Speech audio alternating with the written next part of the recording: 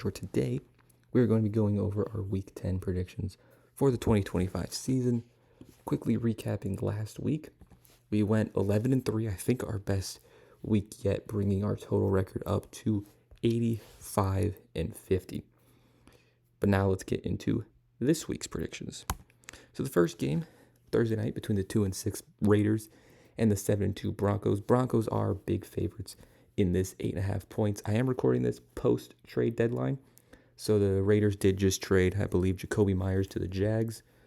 Not that he was going to, make a big difference in this game, I don't think. The Broncos have been playing like one of the better teams, top 10-ish team right now. And the Raiders are playing like a bottom 3 team. They did almost beat the Jags, but I just don't see this Raiders offense doing much against Denver. And while I don't fully trust the Broncos offense at times, they're not necessarily going against the steepest competition on the other side of the ball. I think this is a pretty easy game. I'm going Denver 24-14 over the Raiders. Now we have our Germany game between the Falcons and the Colts. Colts just added Sauce Gardner at the trade deadline, which is insane. But Colts are 6-point favorites. They did lose their second game of the season last week, losing to Pittsburgh.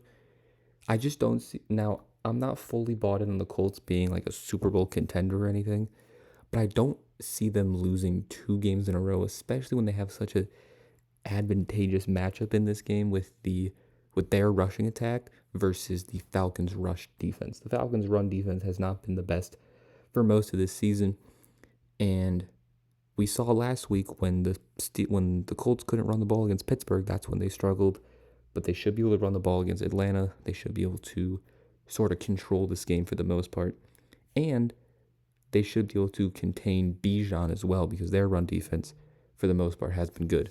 So I do think the Colts win this game. I have them winning 26-21 over the Falcons. Next game is between the Panthers and the Saints. Panthers 5-4, Saints 1-8.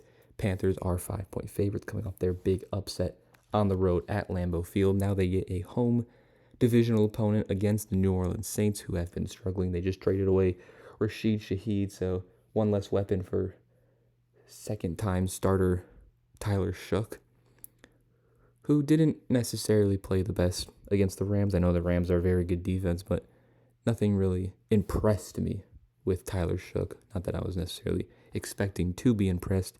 And this Panthers defense has actually been pretty solid. Now, while the Rams defense is probably the better defense, the Panthers defense for majority of the season has been very good. So I do think they can stop this Saints offense. Again, not that it's a difficult offense to stop. And the key to the Panthers is their ground game. If they can run the ball, they can control the game, limit your possessions, win the time of possession battle. That's when they're at their best, and the Saints' run defense hasn't been the best this season. On the other side, I don't think it'll be a blowout by any means, just because the Panthers are coming off their big game, beating the Packers on the road. So I do think it'll be close-ish and lowish scoring, but I do think the Panthers end up winning this one 23-17. Now we have the Bears and the Giants. Giants are 2-7. Bears are 5-3, coming off their insane game against the Bengals, one of the craziest games ever. And the Giants coming off of just a disappointing loss to the Niners. They didn't get blown out. It wasn't a nail biter. They just lost, essentially, to the Niners, who are a good team, don't get me wrong. I do think this will be a higher-ish scoring game just because Bears defense let Joe Flacco put up a career game, and the Giants defense let Mac Jones have a really good game. So I think Caleb Williams and I think Jackson Dart can both have good games. I think I just trust... There was some things I saw from Ben Johnson in that Bears game that I really liked. I love Kyle Monangai. Even if Swift comes back, that's a great 1-2 punch. And I don't know if the Giants can stop the ground game of Chicago. Even Caleb Williams has done a lot on the ground as well. I think they're very similar teams. I think I'm just going to go with the more talented team in Chicago, winning 28-24 over the Giants. Now we have an AFC South matchup here between the 5-3 Jags and the 3-5 Texans. Jags coming off a nail biter against the Raiders. Not necessarily the result you wanted, but they still got a win, so that's what matters. And the Texans coming off of a loss to Denver. Texans are favored, so I'm imagining they're expecting C.J. Stroud to play. We don't know if C.J. Stroud's going to play in this game. He did take that brutal hit, so we hope he's okay. But for this game, if C.J. Stroud doesn't play, I think the Jags win. However, I think if C.J. Stroud is good to go, I think I like the Texans in this matchup because what I've said before about the Texans is if you can't generate pressure on Houston and give Stroud time and you let Stroud have time in the pocket, he is still good and he can still play like we have seen him play before. You saw it against San Fran in particular because San Fran hasn't been able to generate much pressure at all. And the Jags are dead last in the league in sacks. I'm pretty sure I saw. Or they're one of the bottom. They're one of the worst pass rushing teams, similar to the Niners. Not only that, but their secondary hasn't really been able to stop much of anything either.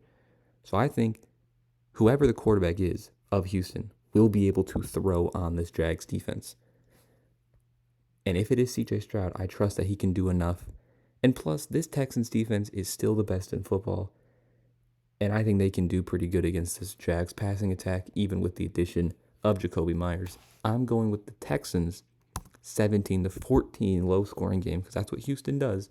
Jags defense is also decent at times in a low-scoring game if C.J. Stroud plays. If he doesn't play, I would probably go with the Jags here, but because the Texans are favored, it seems like Stroud might be leaning towards playing, and if he does, I'm going Houston. Another divisional matchup here between the Bills and the Dolphins. Bills 6-2, Dolphins 2-7. Bills just beat the Chiefs at home. They're 9-point favorites. When the key to the Bills' success is being able to run the ball with James Cook, with Josh Allen, even guys like Ty Johnson.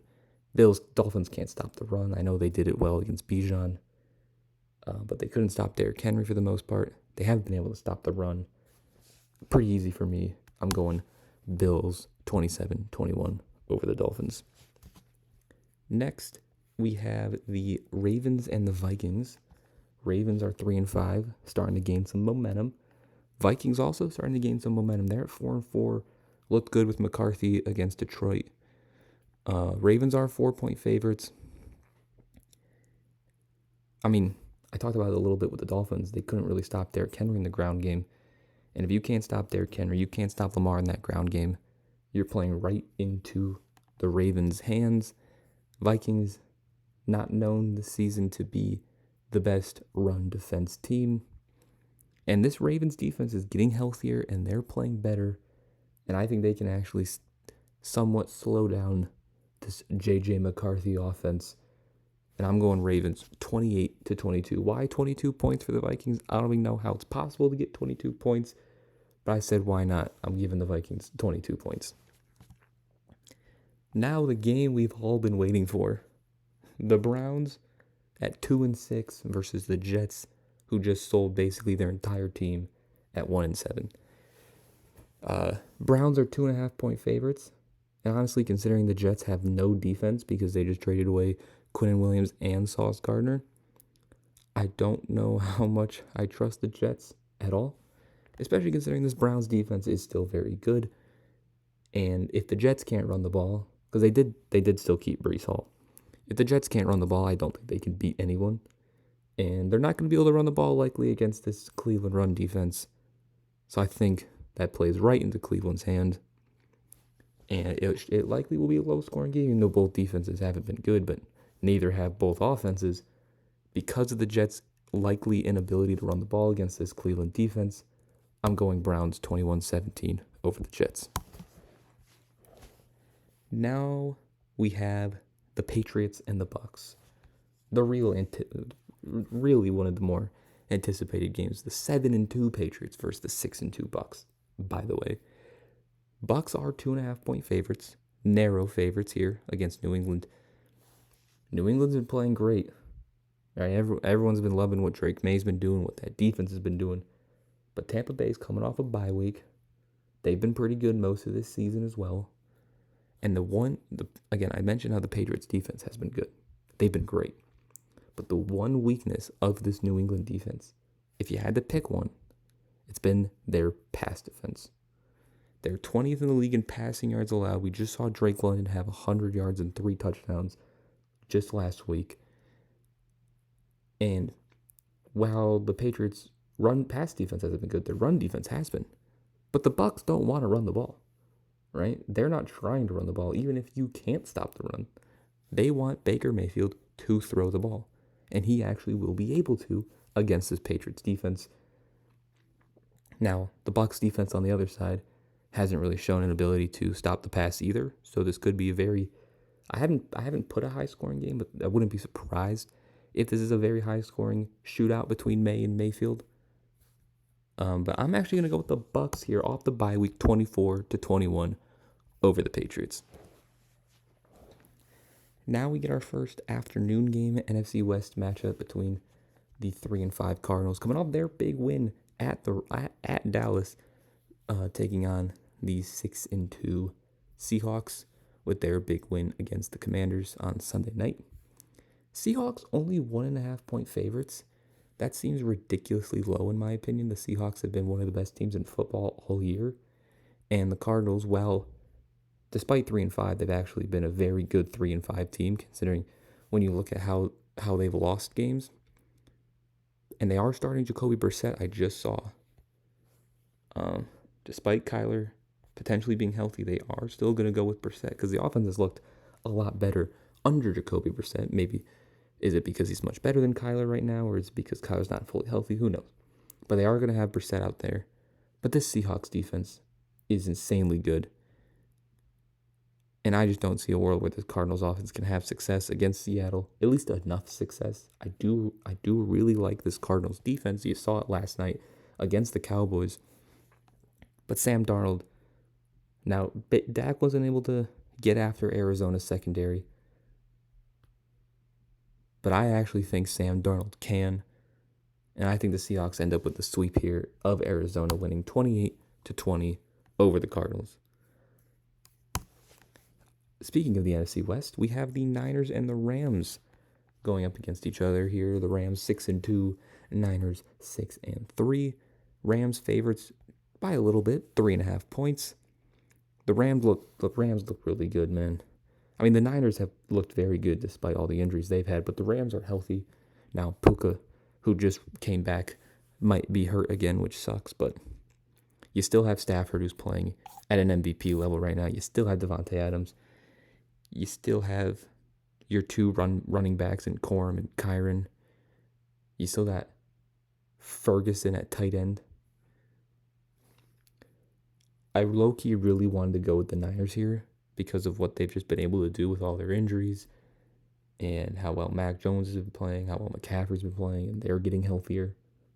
We might get Pearsall back this game. But the Rams, their defense has been amazing. No one's been able to stop Stafford. I don't think that changes with San Fran. We saw Jackson Dart have a decent game against the Niners last week. I'm going Rams 27-21 over the Niners, but I would not be surprised if the Niners were to win. Now, this game, I don't think has as much of a surprising outcome. Lions, Commanders. Lions 5-3, Commanders 3-6. Lions 9.5 point favorites. I think it should be higher. Not only have the Commanders not looked that good without Jaden Daniels, they haven't even looked that good with Jaden Daniels, but better than with Mariota. The Lions, coming off of a very bad loss to the Vikings at home, and I'm pretty sure they haven't lost back-to-back games in like 3 years.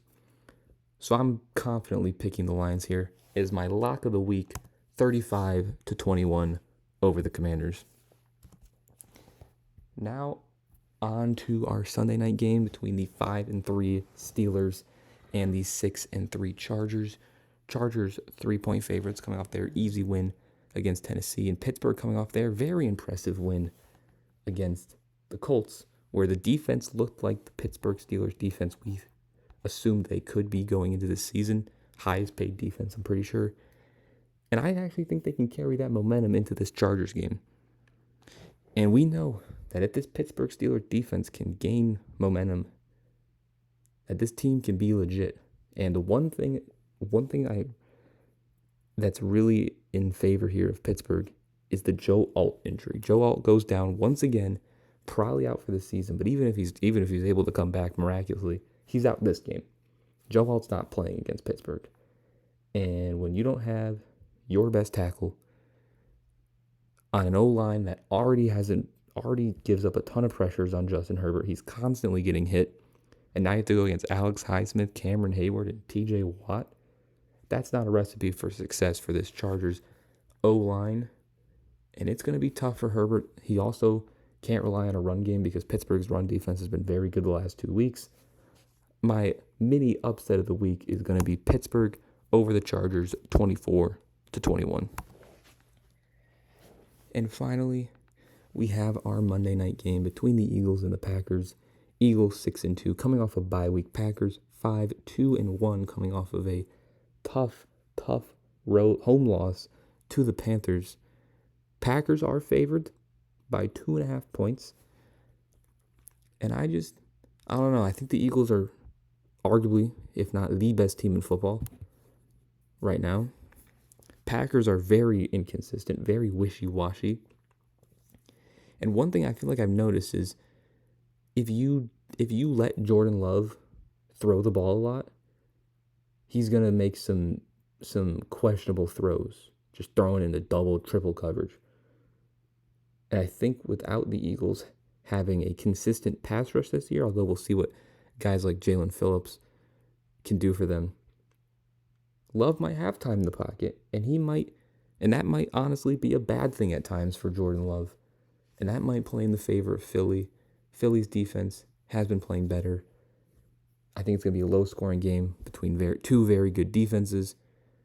And I think with how Jalen Hurts has also been playing recently, I think I trust Jalen Hurts more than I trust Jordan Love. I really like the fact that the Eagles are coming off a bye week after building some momentum these last couple weeks. I'm going Philly 24-20 over the Packers on Monday night. And that will conclude our predictions for Week 10 of the 2025 season. If you enjoyed the video, make sure to leave a like, subscribe if you're new, and let me know in the comments some of your predictions. And I'll see you guys next time. Peace.